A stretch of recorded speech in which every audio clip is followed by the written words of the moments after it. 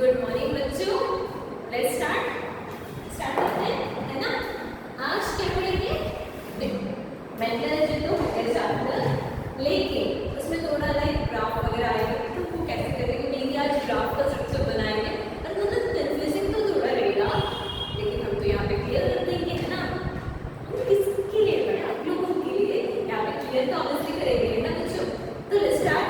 थोड़ा जो एलिमेंट जो डायग्राम है ना, एलिमेंट डायग्राम, उसमें से थोड़ा रिलेटेड क्वेश्चंस हम निकाल लेंगे और यहाँ पे सॉल्व करेंगे। तो वहाँ पे कंफ्यूजन बहुत है, ऐसा होगा लाइक थियरी पढ़ोगे कुछ समझ में नहीं आ रहा है, थियरी मत पढ़ो। ओके, यहाँ पे एक और पॉइंट है। ओके, थियरी समझ में नहीं आएगा, लेकिन ग्राफ से क्वेश्चन आएंगे तो कैसे करेंगे? जस्ट थियरी से कुछ नहीं होगा, लेकिन ग्राफ वो भी सॉल्व करना जरूरी है ना। तो उसके टाइम 2-3 क्वेश्चन कर लेंगे, समझ में आएगा। 2-3 PYQs भी कर लेंगे, जे का जे एडवांस का भी। ओके, लेट्स करते हैं। अब एक बार पढ़ के आ जाओ कि इनकम डायग्राम में क्या होता है। तो समझ में नहीं आ रहा है क्या दिक्कत है? हम वही तो करते हैं, है ना। अकॉर्डिंग टू यहाँ पे क्वेश्चन लिखते हैं, लिखना है, इसे जोड़ देते हैं। ओके,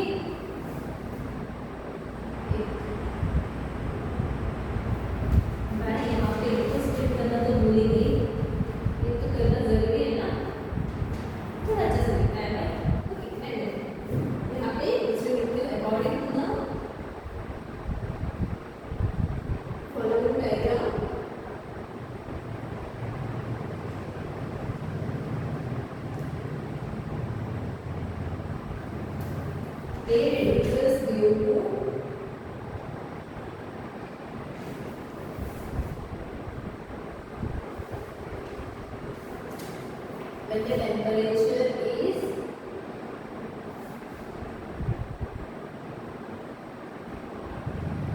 देखो इस क्वेश्चन में आप लाइक ऐसे आंसर कर सकते हो कि हमारा ऑप्शन की जरूरत नहीं है, बोल सकते हो कि ये डायग्राम देख के आप बोल सकते हो कि ये ऐसा ऐसा होगा, तो यहाँ पे ये इसको रिड्यूस करेगा, अगर ये इसके ऊपर है तो ये इसको रिड्यूस करेगा, कर सकते हो। यहाँ पे पैराग्राफ बना रही हूँ।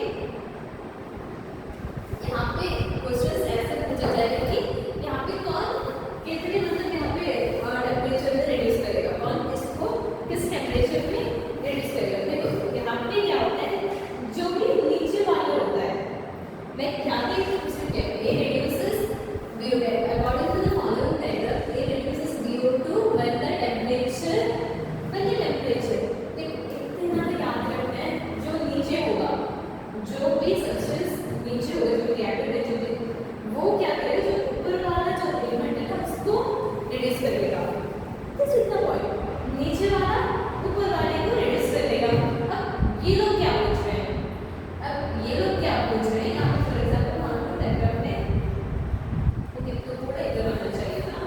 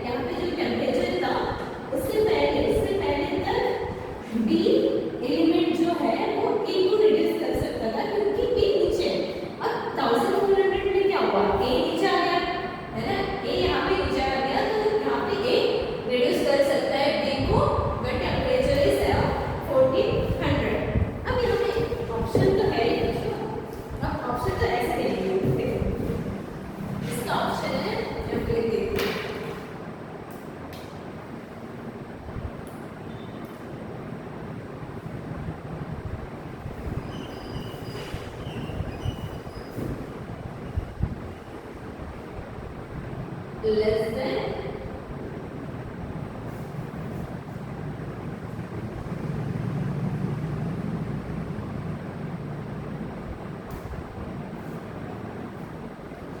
less than 1200, इसके बाद C less than 1400, इसके बाद D greater than 1200,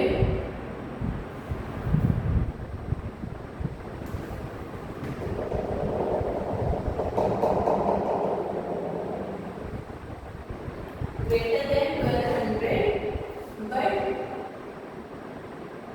less than 1400,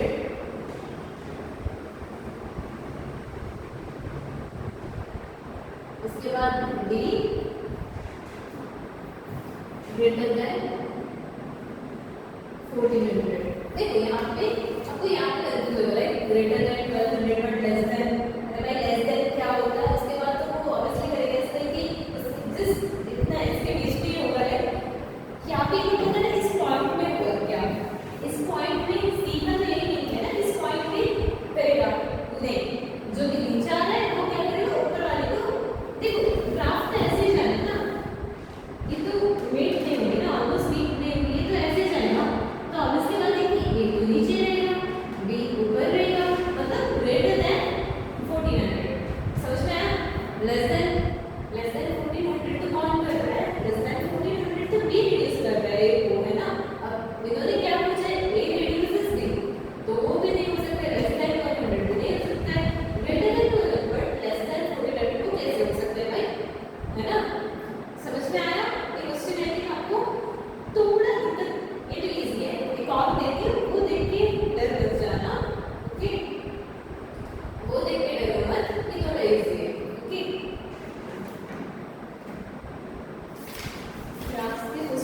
करेंगे ना तो आपको समझ में भी आ जाएगा, थोड़ा बहुत आइडिया भी बन जाएगा कि कैसे करना है ना।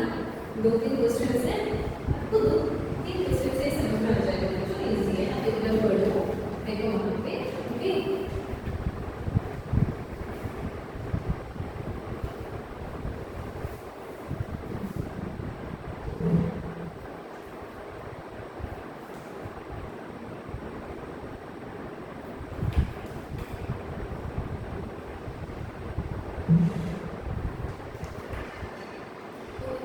second question में कह देते हैं the correct statement regarding the given diagram is, फिर से वही डायग्राम थोड़ा टेढ़ा हो गया ना, ओके आप ढंग से लिखे ना, मेरा थोड़ा टेढ़ा तो हो गया ही।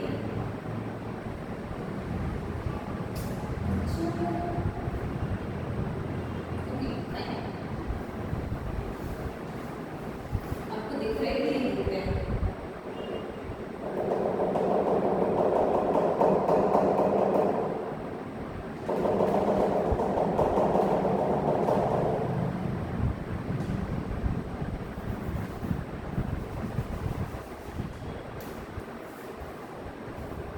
दिख रहा है तो आपको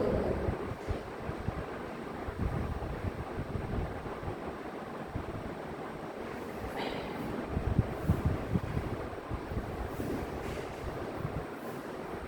ओके, यहाँ पे एक तो है,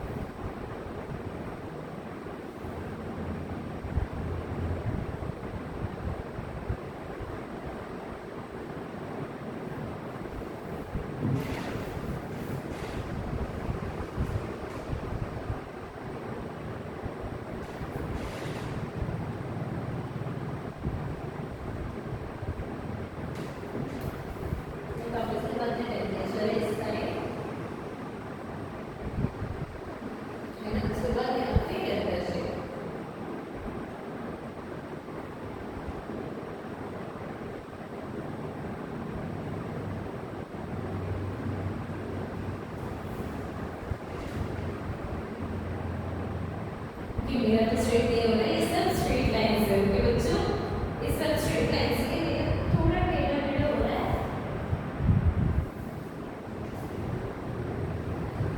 ये मिल जाएगा,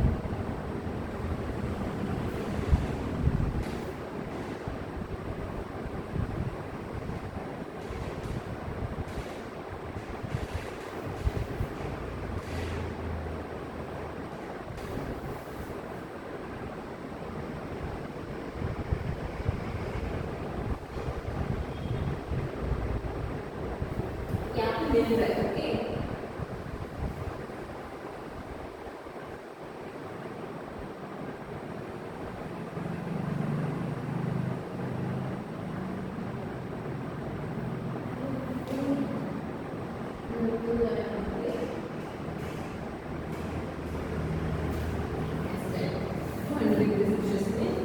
उसके बाद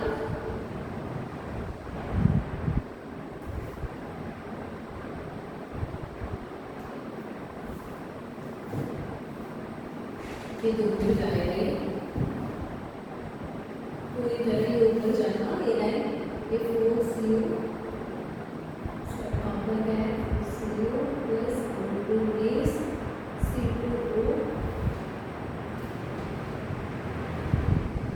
यहाँ से जरा बच्चों यहाँ पे गलती मत करो, स्ट्रेट लाइन ड्रॉ करना। ओके,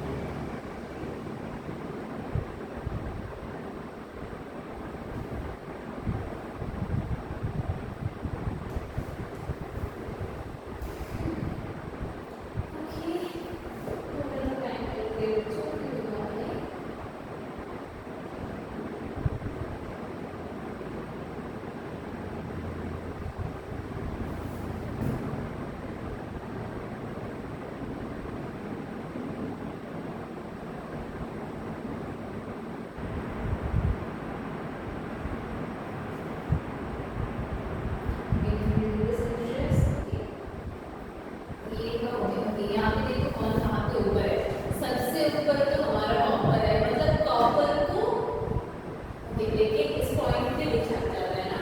ओके, मान लीजिए आपने यहाँ पे 500 डिग्री सेल्सियस ना, ओके 500 डिग्री सेल्सियस है।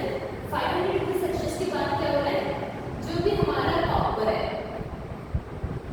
वो यहाँ पे लाइक मान लो जो भी कॉपर है यहाँ पे हर कोई जिंक, कार्बन या एल्यूमिनियम सब इसे रिड्यूस कर सकते हैं ना, सब उसके नीचे तो आएंगे। अब उसके बाद है लेकिन ओके एक पॉइंट पे अगर एल्यूमिनियम ऊपर जा रहा है तो कॉपर क्या करेगा, किससे रिड्यूस होगा, एल्यूमिनियम से रिड्यूस होगा। समझ में, एल्यूमिनियम से रिड्यूस होगा, एल्यूमिनियम को रिड्यूस नहीं करेगा, एल्यूमिनियम से रिड्यूस होगा। अगर एल्यूमिनियम इससे ऊपर जा रहा है तो यहाँ पे सबसे पहले तो कॉपर है, सब लोग उसे रिड्यूस कर लेंगे। और यहाँ पे पॉइंट देखो, यहाँ पे जिंक है, यहाँ पे जिंक नीचे है, वो किसको जस्ट ये जो 800 डिग्री सेल्सियस से पहले वो हमारे जो कार्बन है और कॉपर है उसे भी रिड्यूस कर लेगा, है ना। और यहाँ पे एल्यूमिनियम कहाँ पे 200 डिग्री सेल्सियस से पहले सब लोगों को क्या कर सकते हैं, वो रिड्यूस तो कर सकते हैं, है ना। उसके बाद क्या हो रहा है,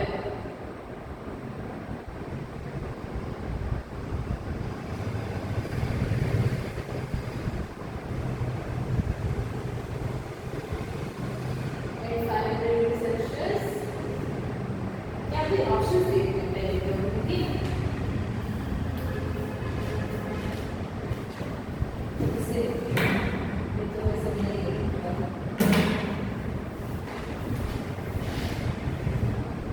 At 500 degrees Celsius, coke can be used for the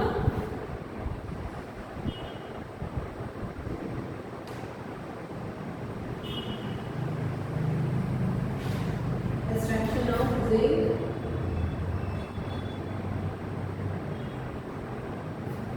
extraction of zinc from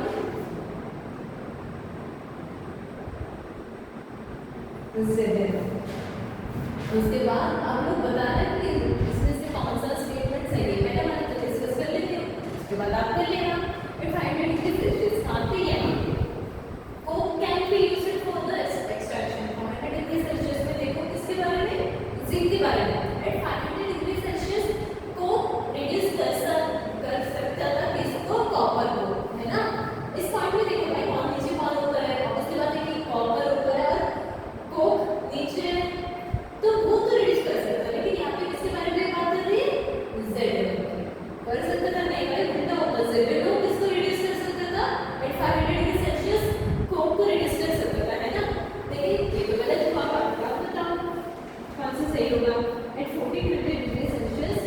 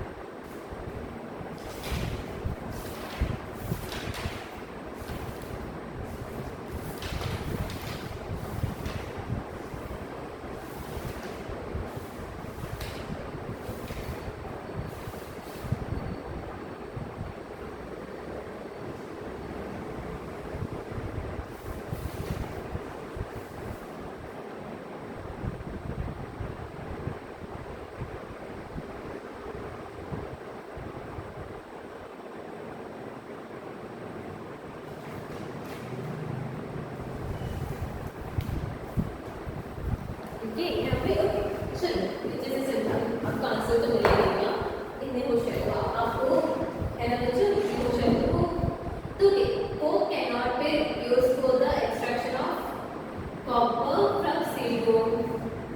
Coke cannot be used for the अगर लाइक क्यों नहीं यहाँ पे coke तो कर सकते हैं क्योंकि वो नीचे जा रहा है उसके बाद है कि सब लोग ऊपर जा रहे हैं तो इस पॉइंट के बाद इवन एल्यूमिनियम हो या फिर जिंक हो या फिर कॉपर तो वैसे भी ऊपर है कॉपर तो वैसे भी ऊपर है तो आपस में लाने के वो तो जाएगा ही है ना वो तो ऊपर जाएगा तो ये तो अगर कैन भी लिखा होता तो ये क्या होता सही होता लेकिन ये तो गलत आया क्योंकि यहाँ पे कैन भी लिखा है ना ये तो गलत हो गया उसके बाद ऑप्शन सी क्या है 800 डिग्री सेल्सियस का आता है यहाँ पे 800 degree Celsius copper can be used for the extraction copper अरे भाई हर कॉमन सेंस लगा है वो तो सबसे ऊपर है वो तो वहां पे बेचारा लाइक सबसे सब उसे रिड्यूस कर देंगे है ना उसे ऑप्शन ही नहीं कि उतना ऊपर जाके खड़ा है सब उसे रिड्यूस कर देंगे और ये जो पता है कि कॉपर यूज कर सकते हैं जेलेन को एक्सट्रैक्शन कर मतलब रिड्यूस कर देंगे हर किसी ने भाई वो तो हो ही नहीं सकता फिर आता है हमारा कि एक ऑप्शन बचा ऑप्शन बी एट 1400 डिग्री मतलब टिपिकल मान लो यहाँ पे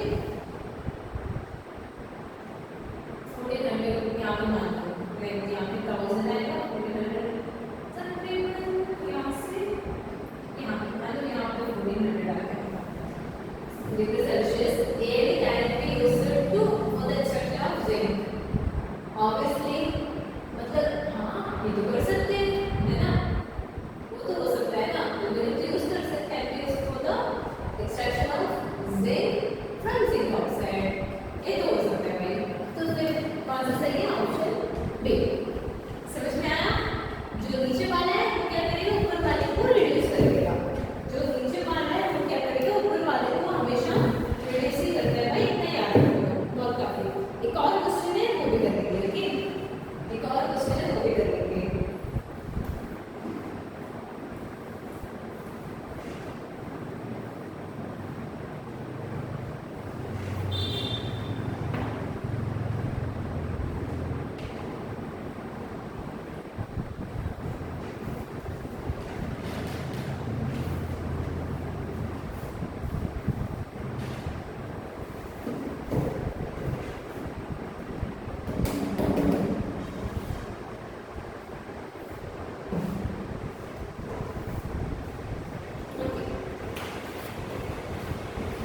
क्वेश्चन बात है पहले तो डायग्राम बनाना है उसमें देखना आई थिंक इससे आप कर रहे होंगे मैं कुछ ऐसे एग्जाम मुझे आपके ऊपर मुझे समझ में आता होगा है ना उसके बाद है आप अच्छे से ड्रॉ कर देना मतलब यहाँ पे अच्छे से भी आ सकते हैं यहाँ पे डेटा वेटा होने का बहुत ज़्यादा चांसेस है लेकिन आप लोग अच्छे से स्केल लेके करना आप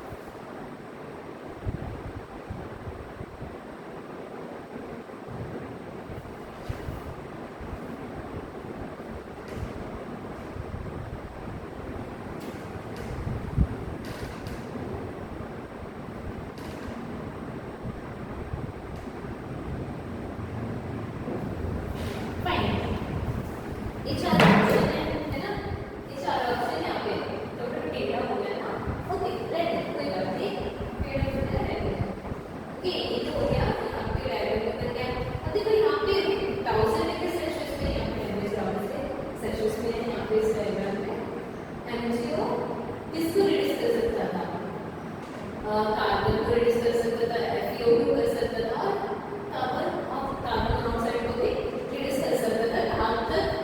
यहाँ तक मान लो जिस यहाँ पे देखोगे तो ये है ना हमारा MgO, ये भी यहाँ पे भी नहीं जाता है, इस सबको रिड्यूस कर सकता था, है ना, इस सब को रिड्यूस कर सकता था। लेकिन उसके बाद क्या हुआ, यहाँ पे 2000 में कौन रिड्यूस करेगा, कार्बन, इसको, है ना। ओके, यहाँ पे जस्ट इतना मान लो, यहाँ पे क्या पूछा है इन्होंने, इसी का example estimate the temperature at which MgO can be reduced to metal by carbon। यहाँ पे क्या पूछ रहे हैं, मेटल कार्बन को रिड्यूस करना है, मैग्नीशियम को, MgO को, है मैग्नीशियम ऑक्साइड को, तो कब कर सकता है। ऑप्शंस क्या है, बिलो 15,000, बिलो 15,000 तो यहाँ पे अगर आप लोग देखोगे, यहाँ से जाते हुए वरना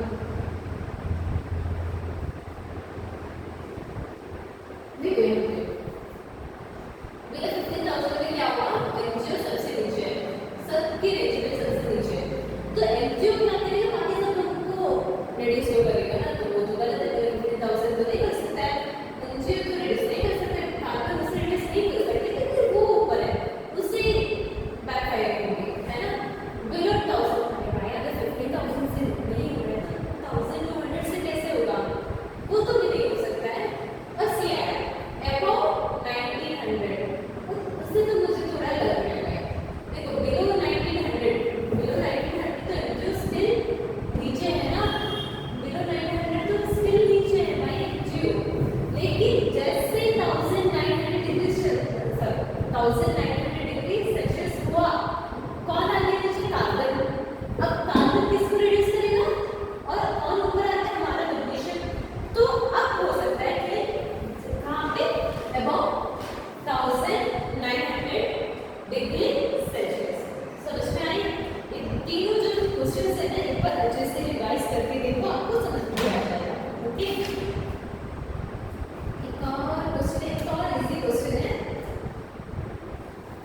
ये भी देखिए, इस रिलेटेड नहीं है लेकिन ऐसे आपकी याददाश्त अच्छी है कि नहीं जस्ट देखते रहिए। Okay, in the hydrated chloride of magnesium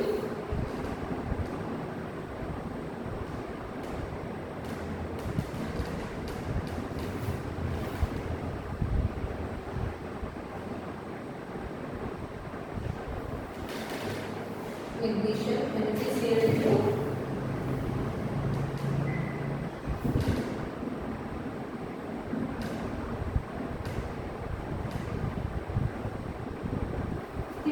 option A 5, B 6, C 7 and D 10। कितना बच्चों याद है, मेरे जैसे तो याद है 6 Mg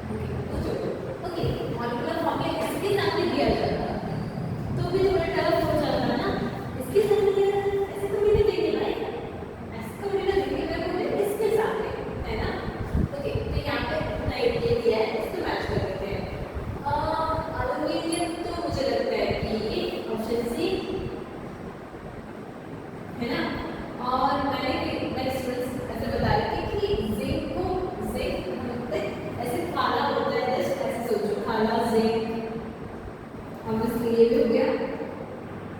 कुछ ऐसे सोचा करो ना, जिंक काला होगा ऐसे सोचो, ऑब्वियसली उसका ऑक्साइड का कलर तो चेंज रहेगा, लेकिन जस्ट सोचना ओके अगर ब्लैक कलर लाइक काला कैनामाइन बोलते हैं, लेकिन लाइक ऐसे सोचो, कुछ तो बना दो अपने आप, मतलब हो जाओगे। और आयन सिलिकाइड याद है, याद तो होना चाहिए, हमने पहले लिखा था ना स्टार्टिंग में सिलिकाइड को लिख लिया था, है ना। इसका इक्वेशन क्या होगा सिलिकाइड का, FeCO3 FeCO3, उसके बाद कौन आता है फाइन, या फिर ऐसे लिख सकते हैं एल्यूमिनियम क्या होगा calamine, iron silicide, copper malachite and zinc calamine. Fine, ये क्वेश्चन सब क्लियर है बच्चों। तो वो जो डायग्राम है जस्ट इसे आपको रिवाइज करने के लिए बता रही थी, जो आपका डायग्राम है एक बार अच्छे से देखो, सिर्फ इतना याद रखो जो भी वो नीचे वाला एलिमेंट रहेगा वो क्या करेगा, ऊपर वाले जो उसको भी एलिमेंट्स है उसको क्या कर सकते हैं, रिड्यूस कर सकते हैं। अब कौन से टेम्परेचर में हो रहे हैं वो मेनली देख लो, ऑप्शंस में दिए होंगे भाई, आप इसे देख के ओके यहाँ पे इस टेम्परेचर में हो रहा है कि नहीं हो रहा है, आपको जस्ट वो डायग्राम पहले देखो और आपको कैसे सोच के रखो कि ओके इस टेम्परेचर